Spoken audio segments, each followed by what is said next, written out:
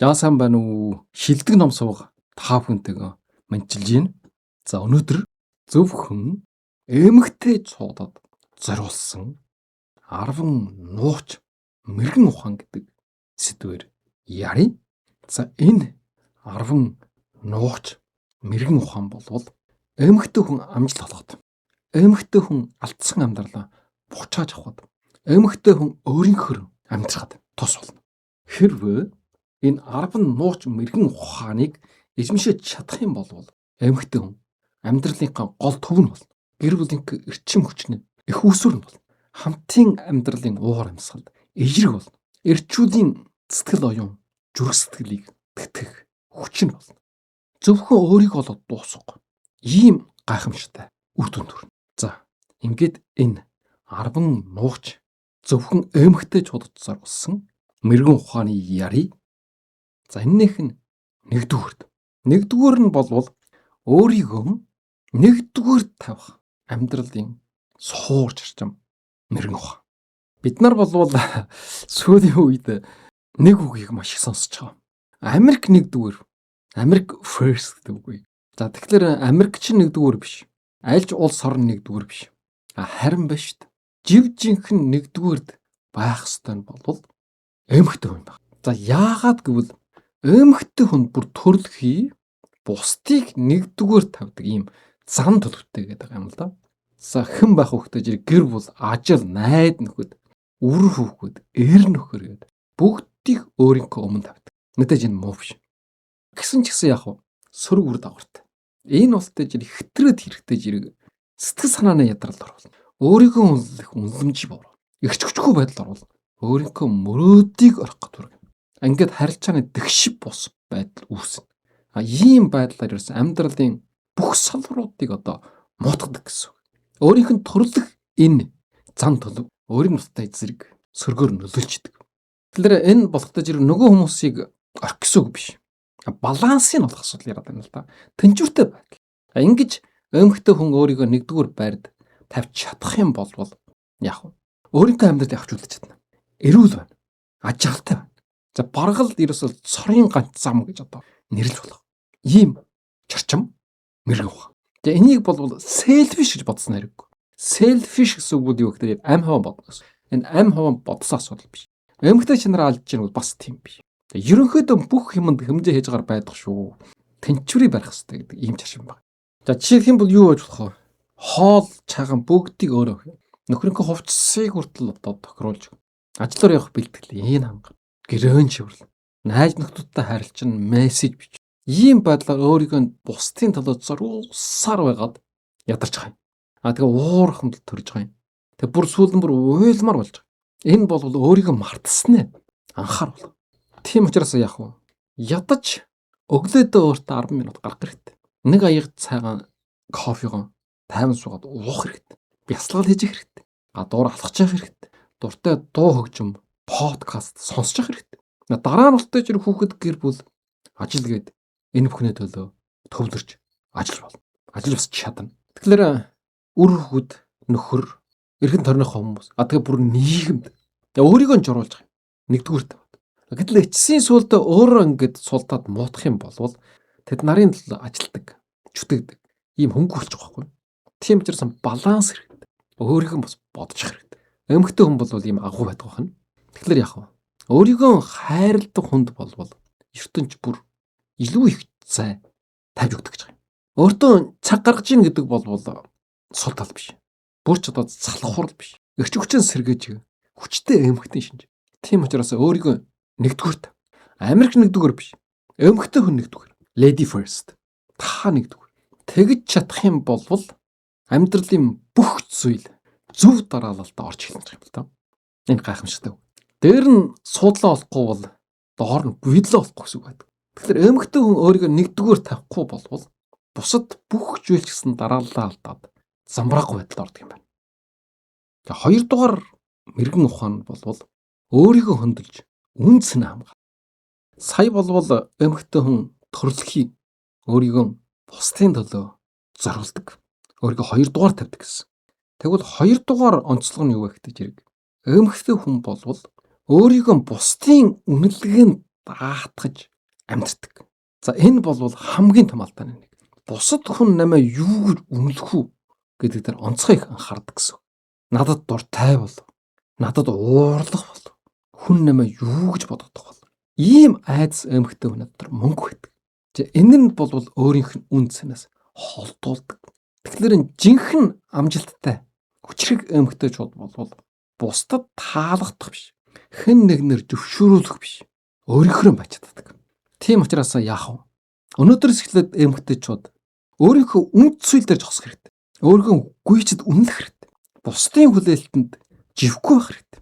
Өөрийнхөө амьдралын золоогыг өөрөө хатгадаг байх хэрэгтэй. Би бол үнцэнтэй.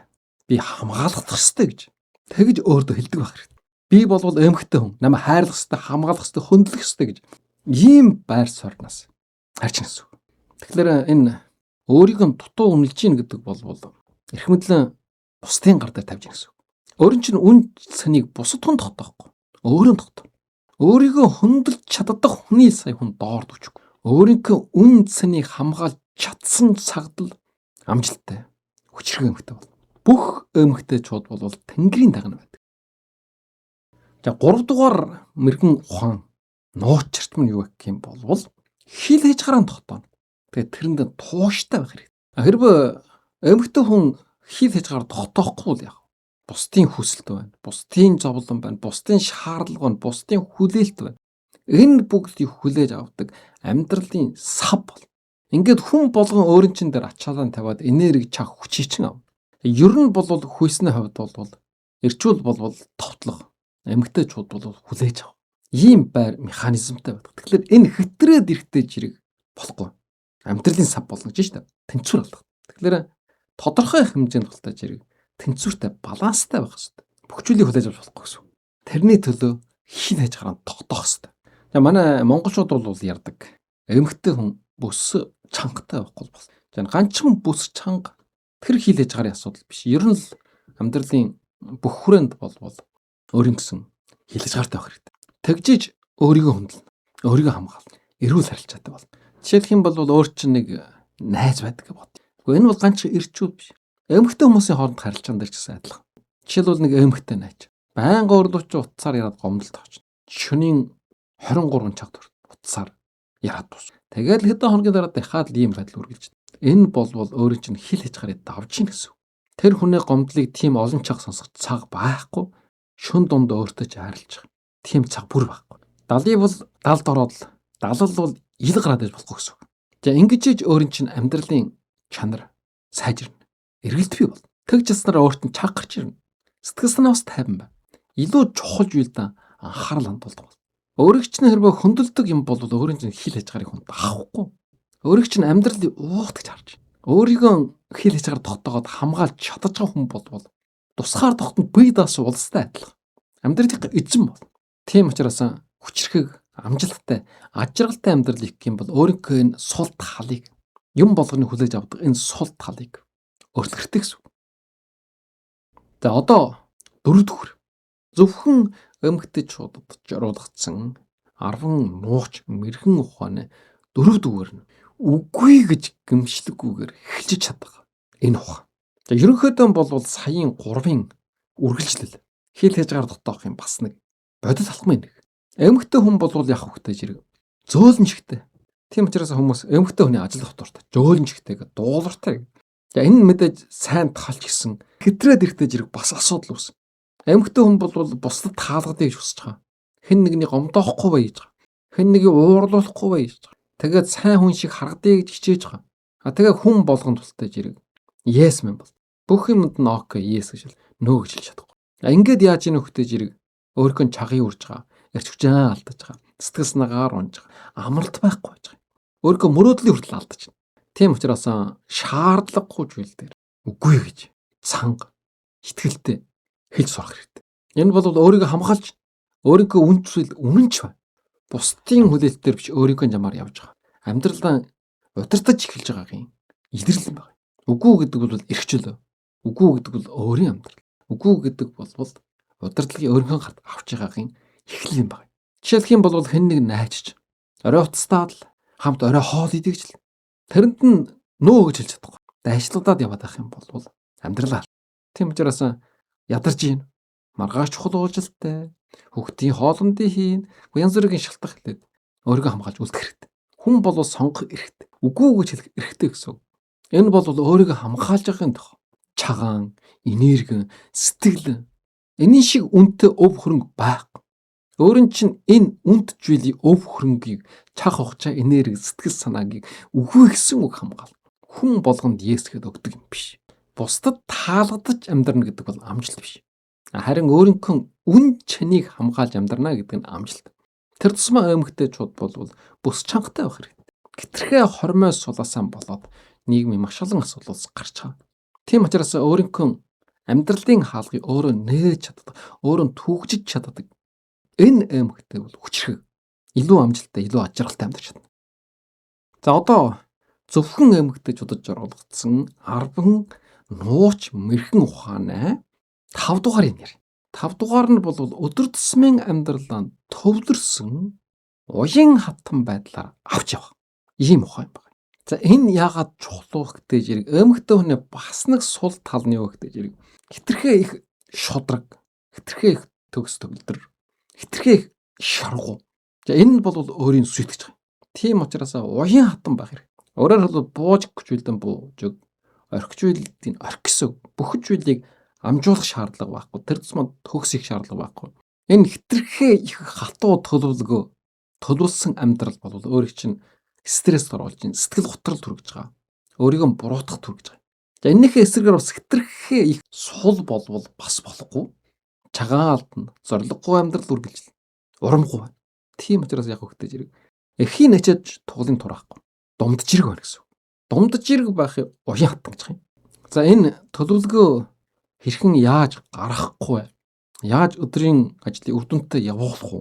Өөрөөр хэлэх юм бол маш багч ажлаад маш их сэлүүжийг гаргаж чадах уу гэдэг энэ асуудлыг болвол хижээч оройтхгүй мөрөөдөл биелүүлэх шидэтлөхөр гэдэг номон дээр бэлэрмөвцсөн байж байгаа. За энэ номыг авч уншаах хүмүүсд авч уншаарай.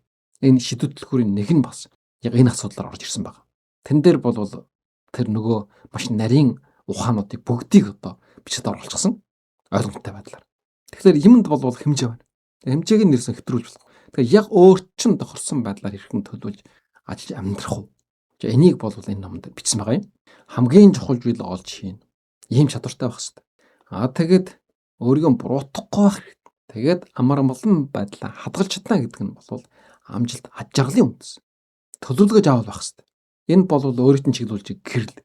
Гэсэн ч гэсэн хитрхээ хатуу байж болохгүй уян хатан байх хэрэгтэй. Энэ нь ултай зэрэг өөрийг чинь хамгаал. Өнөөдрийн зөвхөн биш шүү дээ. Хийж чадсан нэг жижиг алхмал гэдэг зэрэг завгүй самгардаж өнгөрөөсөн. Нэг өдрөөс илүү үнцэнтэй. Тэгэхээр нарийн төлөвлөгөө байхгүй самгардаад бүх юмыг амжуулах гэж явсаар байгаад амьдрал алчин гэсэн. За энэ бол бас эмгтээчүүдийн сул тал. За энийг ялж авах энэ мэрэгэн ухааныг энэ 5 дугаар зүйлдер хэлсэн байгаа юм. За одоо залгаад зөвхөн эмгтээчүүдэд зориулагдсан 10 нууч мэрэгэн ухаанаа 6. За 6 болвол өөрийнхөө хүч, зориг, шийдвэрт итгэдэг байх явдал. Тэгэхээр эмгтээ хүний бас нэг хамгийн сул тал нь юу гэдэг хэрэг өөрийгөө итгэдэг. Итгэл муутай байдаг. Тэгээд түүхэн туршид. За тэгээд бүр уламжлал соёл. Эмгтээ хүн чадахгүй гэдэг. Дийлэхгүй гэдэг. Ийм ойлголттой явж ирсэн. Тэгээд яг хөвгтэй зэрэг бусдын саналыг хэтэрхээ их сонсно. Гэр бүлийнхээ хүлээлтэнд захирагдана. Эрэгтэй хүнээс баталгаа хайна.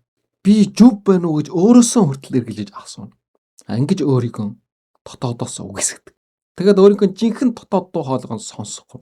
Тийм учраас юм байна шүү дээ. Амьдрал дээр зөвхөн өөрийнхөө дотоод дуу хоолойг сонсох хэрэгтэй. Нөхрөөс, найзаас, нийгмээс, бусдаас төвшөрл үнэлгээ хүсэж хэрэггүй. Хаагаад хэрэггүй. Харин энэний хооронд би чадна. Миний шийдвэр үжил бодол үнцэнтэй гэж үзэх хэрэгтэй. Эмэгтэй хүн хэрвээ өөрийнхөө шийдвэрт итгэж эхлэх юм бол урам жаргал нэмэгдэнэ. Эргэлжээ багасна. Амьдралынхаа төвд эргээд орж ирнэ. Бусдын хяналтаас гарна. Энэ бол жинхэнэ эрхчлэг. Эрх хүнд итгэхээр эрхийн хуруундаа итгэх гэсэн үг байдаг. Тэр бол маш зөв. Гайхамшигтай үг. Өөрийнхөө дуу хоолойгоо эмэгтэй сонсох хэрэгтэй. Тэгээд өөртөө үргэлж хэлдэг байх хэрэгтэй. Чи илүү их хийж чадна. Чамд илүү өргөн боломж байна. Урд нь яадаг байсан юм. Урд нь бусдын санаа бодлоос болоод эргэлжсэн. шийдвэрээ хойшлуулдаг байсан. Харин энэ удаа яг өөртөө итгэх итгэлийг сэргэх хэрэгтэй. Тэгээд би өөрийн амьдралын гэж би өөртөө итгэж гин. Би шинэ замыг сонгож гин гэж хэлэх хэрэгтэй. Тэг шийтгэх хэрэгтэй. Тэгж чадах юм бол шинэ эрч хүч, шинэ боломж, өөрийгөө бат итгэсэн мэдрэмж, амьдралын өөрчлөлт бий болно. Бусдад таалагддаг биш. Өөртөө үнэнч байх амьдралын зам нэгт. Энэ бол дотоод хүчээр сонгосон эмхтэн амьдралын жинхэнэ эхлэл болно. Тийм учраас эмхтэйчүүд баталгааг бусдаа сайгаад хэрэггүй. Өөрийн чинь зүрх, өөрийн чинь мэдрэмж хамгийн үнэн зөв баталгааг хариултыг өөр чинь тавьчихсан байна. Тэрийг сонсох хэрэгтэй, дагах хэрэгтэй. Тийм учраас өөрийнхөө шийдвэр итгэх хэрэгтэй. Энэ бол хамгийн супер чадвар юм. Эмхтэй хүн чадахгүй амьдрал гэж байхгүй. Үнэхээр хүсэх юм бол зам өөрөө нэгдэ. Өөртөө итгэсэн тэр өдрөл чи хэнийч дагдаг эмхтэй биш. Харин өөрийнхөө замыг гэрэлтүүлж амьдардаг тийм хүн болж авах. Энэ бол өөртөө итгэхийн гайхамшиг. Эмхтэйчүүд тийм байх хэрэгтэй. За одоо жалгаад зөвхөн эмхтэйчүүдэд зориулагдсан 10 нууч мэрэгэн ухааны 7 дугаар зарчим. Өдөр бүр том жижиг гэж ялгахгүй, ялалтаан үнэлж өөрийгөө урамшуулдаг байх. Заавал том баяр, том амжилт биш. Өчүүхэн жижиг амжилт гаргасан ч гэсэн тэрийг тэмдэглэдэг, үнэлдэг байх. Ийм мэрэгэн ухаан. Яагаад гэвэл эмэгтэйчүүдийн ерөөсөн хүмүүс үнэлдэг. Тэр том гавьяа зүтгэл ялалтыг жинхэнэ эрчүүлэл авчирдаг гэсэн ийм ойлголт түүхнээс аваад одоо хүртэл байж ирсэн. Эмэгтэй хүн үнэлэгддэггүй байсан. Тэд нарын нүдэнд жижиг байж магадгүй. Гэтэл өөрийн чинь хувьд чинь том амжилт, том төвшил. Энийг үнэлдэг, өөрийгөө урамшуулдаг байх хэвээр. Эрчүүл олж харахгүй байж магадгүй. Адилхан эмэгтэйчүүд хоорондоо атаархаажтэй ирэхэд өөрөө чинь дарж иж магадгүй. Тийм учраас эмэгтэйчүүд яг хөвгтэй зэрэг өөрийнхөө хийсэн бүтээсэн зүйл их тэрхэ жижигхэн байж магадгүй. Энгийн байж магадгүй, хинж тоохгүй байж магадгүй гэж тэгж боддог. Энэ бол хамгийн том алдаа. Тийм учраас байна шүү дээ. Ичнэн жижигч болтугай. Энийг анжаараад баярлдаг байх хэрэгтэй. Тэгвэл яах вэ гэдэг зэрэг тархинаас допамин ялгар. Допамин гэдэг чинь урам жаргал, эрчиг хүчийг нэмэгдүүлдэг. Тийм даавар. Ингэснээр яг дараагийн том алхам хийх хүч чадал болно. Өөрөөр хэлэх юм бол жижиг ялалт гэдэг бол том амжилтын эхлэл. Ганц тэрийг олж харах хэрэгтэй. Тэмдэглэх хэрэгтэй. Үнэлэх хэрэгтэй. Гэрэн чивэрсэн ч гэсэн чинь амжилт. 10 минут алхсан ч. Нэг хүнд зөрөгтэй үгүй гэж хэлсэн ч. Нэг хуудас ном уншсан ч амжилт. Хэрвээ миний подкастаас шилдэг сувгаас нэг бүтэн яраа сонсчих юм бол бүр 7 хоногийн тэжээл бол. Энэ ч амжилт. Тийм учраас ийм байдлаар өөрийгөө урамшуулж чаддаг эмэгтэй бол тууштай байна. Өөртөө итгэлтэй бол. Сая өөртөө итгэл чухал гэж ярьсан. Тэгвэл тэр өөртөө итгэлийн ултай зэрэг жижиг зүйлдээ баярлалт талархдаг, тэмдэглэдэг, тэрэндээ урамшдаг энэ байдлаас бий болох юм байна. Тэгээ эрч хүчтэй бол. Тэгээд улам их амжилттай бол. Ингээд амьдралыг өөрийнхөө гарт, өөрийнхөө удирдлаганд оруулж авч чадна. Жижиг ажлууд зөндөл баг. Гэр бүлдээ өглөөний хоол чавилсан. Ажлын газараа нэг жижиг даалгавар гүйцэтгсэн. 5 минут завсарлагаар амарсан. Өнөөдөр уссаа уусан. Нэг хүнд ээлдэг хараад инээмсэхсэн. Энэ чинь бүгдөө амжилт мөн. Энийг нь тэмдэглэдэг байх хэрэгтэй. Энээс урамшдаг байх хэрэгтэй.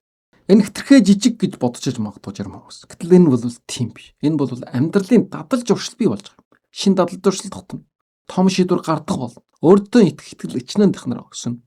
Амьдралын ерөнхий энэ нэрийг эрч хүч нэмэгдэнэ. Зөвхөн өдөрт нэг алхмаар сайжрахтал нэг жилийн дараа бүр 37 дахин хүч чадалтай болно гэсэн ийм ном бас байна. Тийм учраас жижиг гэж голж болохгүй. Атом зуршил гэдэг ном хүртэл хэлсэн. Бүр атомын хэмжээнд тийм жижиг өөрчлөлт хийсэн гэсэн гайхамшигтай үр дүн гарна гэсэн. Хамгийн гол нь тэрийг олж хараад баярлдаг, талархдаг, тэмдэглэдэг, тэрнээс допамин авдаг байх. Энэ нь чухал юм байна. Тийм учраас өнөөдрийн энэ жижиг алхам бол маргаашийн том амжилтын үндэс мөн. Өөрийгөө урамшуулна гэдэг бол сул тал биш. Өөрийнхөө эрчим хүчийг нөхж байгаа хүчрхэг эмхтэй үйлдэл нууж харах. Гаднаас биш. Дотроос нь урам жарга авдаг эмхтэй болвол хамгийн хүчрхэг эмхтэй. Хэнд ч ялгадчихгүй байна. За одоо жалгаад зөвхөн эмхтэй чудад зориулгдсан 10 нууч мэрэгэн ухааны 8 яар. Өөртөө нэгдүгээрд анхаарал тавьдаг байх. Эмхтэй хүн бол бас нэг сул тал нь юу гэхтэй зэрэг. Бусдад анхаарал тавих тань сайн. Ягаад гэвэл үр хөхөд төрүүлдэг тэрийг өсгдөг. энэ байгалийн арга шнаас шалтгаалаад төрөлхийн бусдад анхаарал тавьдаг ийм зам төрөх. Тэгэхээр энэ хэтрээд эрэхтэй жирэг бас өөрөө хокрот эхэлнэ. Баланс гэж ярьж байгаа юм. Тэнцвэртэй байхгүй болох. Өөрийгөө мартаад хэтэрхээ их бусдад анхаарал тавиад эрэхтэй жирэг яах вэ? Ядраа хоромтлох. Сэтгэл санаа докторгүй бол ажлын бүтэмд муутна. Өөрийгөө үнэлэх үндэм сулар. Ингээд бусдад хангалттай сайн нөлөө үзүүлж халамж тавих чадвар нь ч гэсэн алдагдаж эхэлнэ. Өөрөөр хэлэх юм бол өөрийгөө жолоосолсон хүн хамгийн сул нэрсэн хэндэж ашиггүй болж дуусна. Өөртөө ашиггүй. Нөгөө хүмүүстэн ч гэсэн ашиггүй болно гэсэн. Энэ бол эмэгтэй хүний гайхамшигтай чанар мөн үү гэвэл мөн. Гэтэл ингэж өөрийгөө хэтэрхийх жолоосолох юм бол хэндэж ашиггүй болно. Харин өөртөө анхаарал тавих юм бол яах вэ? Эрчиг хүч нь хөгдөнө. Тарих амарна. Сэтгэл санаа тогтворчно. Ажлын бүтэмд дээшлэнэ. Амьдралын аж жаргал нэмэгдэнэ. Эрүүл биед саруул ухаан оршин гэсэн монгол үг байна. Энэ бол эмэгтэй хүнд маш их хамааралтай. Ингэж хэрвээ өөртөө бас халамж тавих юм бол илүү тайван болно, илүү бүтээж болно, илүү төсвөртэй, илүү ухаалаг, илүү аж жаргалтай болно. Энэ бол амжилтын түвш. Бүтэмжийн үндэс. Эмэгтэйчүүд бусдад халамж сайн тавьдаг. За энд бол бид нар маш их талархаж байгаа. Үнэхүү гайхамшигт. Гэтэл өөрийгөө бити мартчих гэж хэлээд байна л да. Өөрийгөө мартчих юм бол хинч байхгүй шүү. Тийм учраас яах вэ?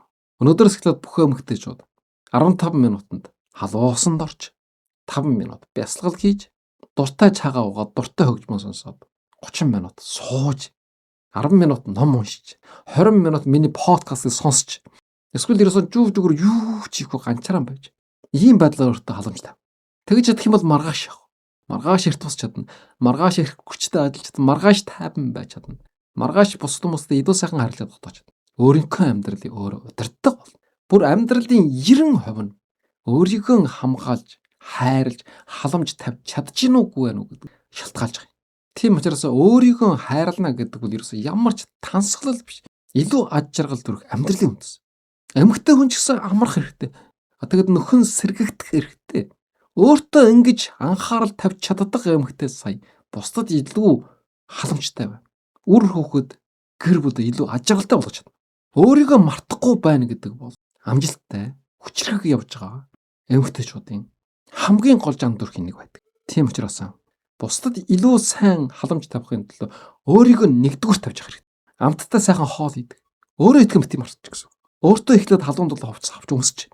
Өөртөө ихлээд унтаж амарч гэсэн. Тэгж чадах юм бол гэр бүлээр нийгэм нийтээр илүү халуун дулаан аж жаргалтай болж чадна. Эмэгтэй хүн бол амьдралын тэнглэг. Эмэгтэй хүн байхгүйгээр энэ амьдралыг төсөөлөх арга байхгүй. За одоо жалгаад зөвхөн эмэгтэйчүүдэд зориулагдсан 10 нууч мэрэгэн ухааны 9 дүгээрийг ярьж тайлбарлая. 9 бол суралж, өсөж хөгжихэд тогтмол хөрөнгө оруулдаг. Энэ бол амжилттай, аж жаргалтай, хүчрэх байгаа эмэгтэйчүүдийн бас нэг чухал чанар нэг. За хуучин бол одоо бүр тийм байсан. Өнөөдөр бол хүйснээ ялгаа байхгүй. Тэгшэрхтэй болсон учраас бүгд сургуульд сурдаг, боловсралтай болсон. Тэрч байтугай одоо ихтэй сургууль сурж байгаа хүйснээ харчин хувьд бол эмэгтэйчүүд болон байна даа. Гэсэн ч гэсэн илүү эрхчлөөтэй, илүү боломжтой, илүү аж жаргалтай амьдрах юм бол суралж өөрийгөө хөгжүүлэхэд анхаарах хэрэгтэй. Харсаар байтал амьдрал дээр очирдоод явж яадаг. Эмэгтэйчүүд ном унших юм болчихдаг. Эмэгтэйчүүд ямар нэгэн курс амжаад явах юм болчихдаг. Гэрийн ижигтэйгээ зөвхөн гэр бүлд байдаг бүртгэн өсөх болоод ховигчдаг. Тэгээд бас нийгэм дээр элдв гэсэн ярианууд байна. Эмэгтэй хүн юу мэдэх вэ? Гэх мэт юм. Хуучинд бол эрчүүл ан агна, гадуур дотор явна, мэдээл сайтай байсан байна. Ядаж тэр уулын орой дээр гараад эргэн тойрон харчдаг. Тийм учраас эрчүүл нь илүү мэдээлэлтэй, мэдлэгтэй гэж тэгж үжигдэж ийсэн. Гэтэл энэ болтой зэрэг бас л хүмүүсийн сэтгэж байдаг хэвээр байна гэсэн. Тэгэхээр энийг ялд авах хэрэгтэй. Энийг ялд авахын төлөө болтой зэрэг тасардахгүй суралж өөрийгөө хөгжүүлэх шаардлага. Ингэж өөрийгөө хөгжүүлж мэдлэг боловсралтай болсноороо заавал одоо бусдаас баталгаа хайх ийм шаардлага болж байгаа. Бусдын хяналтаас гарна. Өөрийнхөө амьдралын дизайныг өөрөө нь жохоодох болно. Ингэж одоо өөрчлөн сонголт эрхчлөө бий болно. Аж жаргал төрнө гэсэн. Суралцах юм бол чадвар нэмэгдэнэ. Чадвар нэмэгдэх юм бол боломж нэмэгдэнэ. Боломж нэмэгдэх юм бол эрхчлөөтэй болно. Тийм учраас өнөөдрийн чиний энэ сурсан зүйл бол бүр ирээдүйн чинь хаалгыг бол нээн гэрэлтүүл. Өөртөө хийсэн хамгийн үнэтэй хөрөнгө оруулалт бол мэдлэг. Чадвартай мэдлэгтэй эмэгтэйг хэн ч гэсэн хязгаарлаж чадахгүй. Тийм учраас өнөөдөр сурч энэ бол маргаашийн өрн чинь эрхчлөөтэй амьдрал эхлэл. Тохиомдож байна. Гархаалгаа олохгүй байна гэж олон эмэгтэйчүүд ярьж байгаа. Энэ бол энэ мэдлэг боловсрал дутагдсантай холбогдолтой. Миний яриануудыг сонсоод ухаарсан, ойлгосон, амьдралынхаа жамыг олсон гэж ярьдаг эмэгтэйчүүд олон байдаг. Ягаад гэвэл энд мэдлэг ухаан ярьж байгаа юм. За залгаад зөвхөн эмэгтэйчүүдэд зориулгдсан 10 нууч мэрхэн ухааны хамаг сүүлч буюу 10 дугаарыг ярив.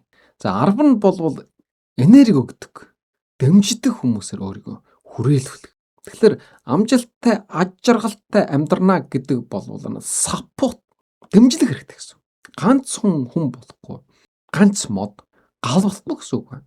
Тэр тусмаа эмэгтэй хүн болвол эерэг энерги өгдөг, дэмждэг ийм хүмүүсээр өөрийгөө хүрээлүүлсэн байх хэрэгтэй.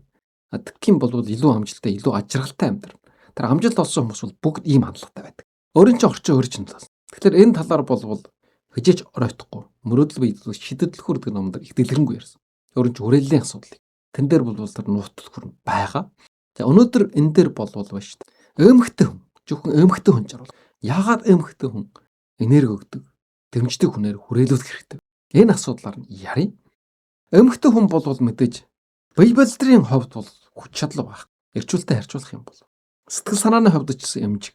Тийм учраас эрчүүлэлтэд харьцуулах юм бол бүр хэд дахин өөрөө чинь дэмждэг, эерэг энерги өгдөг ийм хүрээл байх хэрэгтэй. Харин ч өөрөө чинь доройтуулдаг, өөрөө чинь гомдоодог, өөртөө чинь атаархдаг, өөр чинь эргэлзээ төрүүлдэг, өөрөө чинь гэрлийн унтраад ийм хүнээс хол байх хэрэгтэй. Өөр чинь урам өгдөг, өөрөө чинь инээдэн болгодог, өөрийгөө илүү томоор харахад хүч өгдөг ийм хүнтэй нөхөрлөх юм бол энэ хүрээлийг бий болгож чадах юм бол урагштай хүч бол.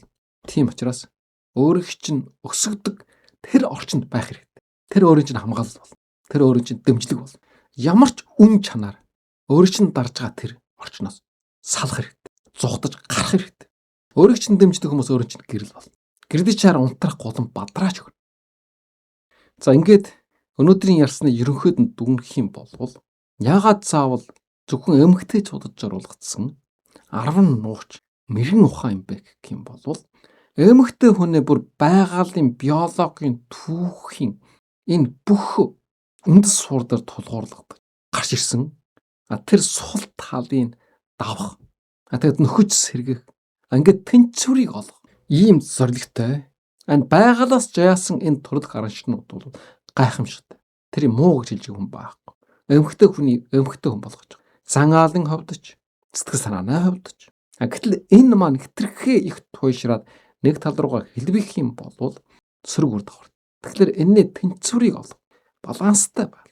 Энэ нь болвол эмэгтэй хүний чөлөөлөх, ажралтай амьдрахад нь туслана. За энэ гүн ухаан философийн үтэн дээр гарч ирсэн ийм 10 мэрэгэн ухаан юм байна. За тэгвэл энэ 10 нь юу байсан бэ гэвэл нэгдүгээрт бол өөрийгөө нэгдүгээрт, хоёрдугаарт нь бол өөрийгөө хөндлөж үнж нь хамгаалах. Бусдыг хөндлөг тэр буруу биш, муу биш. Өөр хүн өөрөө ч хөндлөхгүй байж магадгүй, хайрлахгүй байж магадгүй. Өөрийгөө хөндлөл. Гуравдугаар нь л дэж хилээж гардах хэрэгтэй. Тэр нь тууштай байх хэрэгтэй. Юм болгоно хүлээж авдаг амьдралын сав байж болох. Тэрний төлөө дөрөвдүгээрт нь үгүй гэж хэлж сурах хэрэгтэй. Энэ бол өөрийгөө хамгаалж, өөртөө эрчлөө гэж. Тэгээ тавдугаарт нь бол уян хатан байх хэрэгтэй. Амьдрал төлөвлөх гэсэн ч гэсэн хитрхээ төгс байх. Бүхжүүл өөрийгөө жаруулж, бүхжүүлийн амжуулах гэд самгарцаар байгаад хамгийн сүүлд нь болтой зэрэг ядарч султаж унжиад. Тийм учраас уян хатан байх хэрэгтэй. 6 нь бол өөртөө итгэх хэрэгтэй. Өөрийнхөө хүчтэй, өөрийнхөө зорд, өөрийнхөө шийдвэрт. 7 нь бол томч болго, жижигч болго, өчүүхэн төдийч болго амжилт гаргах юм бол тэрийг тэмдэглэдэг. Тэргээр бахархдаг байх хэрэгтэй. Жижиг амжилт гэдэг бол том амжилт ихтэл. Энээс урамшдаг байх. Энэ маш чухал. 8 нь бол эхлээд өөртөө анхаарлах хэрэгтэй. Эмэгтэйчүүд бусдад анхаарлахтан сайн өөрийгөө мартсан байдаг. Өөрийгөө бас хайрлах хэрэгтэй гэсэн. За 9 нь бол суралцах, өсөж хөгжихэд хөрөнгө оруулалт хийдэг байх хэрэгтэй. Боловсрал, чадвар, мэдлэг хийсэн хөрөнгө оруулалт бол эрхчлөө, боломж, бүхжүүлийн их усүр болдог. Энэ подкаст өнөөдөр сонсож байна гэдэг чинь өөртөө оруулж байгаа хамгийн том хөрөнгө оруулалтын нэг. 10 нь бол энерги өгдөг, дэмждэг хүмүүсээр өөрийгөө хүрээлүүлэх тухай ярьсан. За ийм байдлаар зөвхөн эмэгтэй хүндэл хэрэгтэй. Хамгийн чухал хэрэгтэй. Ийм амьдралын арван нууц мэрэгэн ухааны ярил. За энэ нь бол эмэгтэйний selfish амин гэжсэн бай гэсэн үг ерөөсөн биш. Амьдралын тэнцвэрийг олох, өөрийнхөө сул талыг нөхөж авах, тэрийг мэдэрдэг хүлээн зөвшөөрдөг. Тэгээд тэрийг нөхөж авах. Энэ тултай зэрэг санаа өгч байгаа. Тийм зорилготой. Тэгэхээр өнөөдөр дэлхий дээр амжилттай, хүчрхэг, эрхчлөөтэй, аж жаргалтай амьдарч байгаа эмэгтэйчүүд ийм байдаг. Тэд нар чадсан учраас та ч гэсэн чад. Боломжтой. Хажиж оройтхгүй. Амьдралаа буцааж авах болж байна. Бүр илүү аж жаргалтай эрхчлөөтэй сайн сайхан амьдрах. Энэ үе таалга өөр чинь нээлттэй. Хэрвээ энэ арвыг хэрэгжүүлж чадах юм бол. За ингээд өнөөдрийн яраах хүлээж авч сонссон эрхэм хүндэт сонсогчд элэг нэгтэй монголчуудаа чин сэтгэлийн талархал илэрхийлье. Баярлалаа.